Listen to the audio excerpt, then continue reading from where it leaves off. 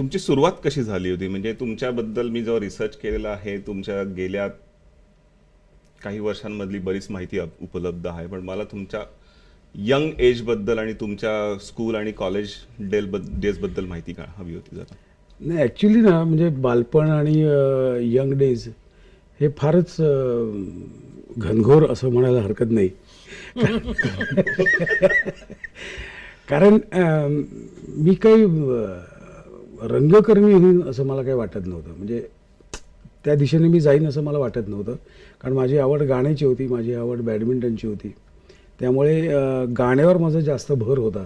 पण 76 ते 82, 83, 85पर्यंत पॅरल थिएटर, त्यानंतर ग्रुपमध्ये काम करणं, मॉबमध्ये काम मॉब करणं. अच्छा, मॉब. ॲज एक्स्ट्रा किंवा असं हां, backs. मॉबमध्ये काम केल्यामुळे झालं काय की मॉबची मेंटॅलिटी काय असते ती कळली मला.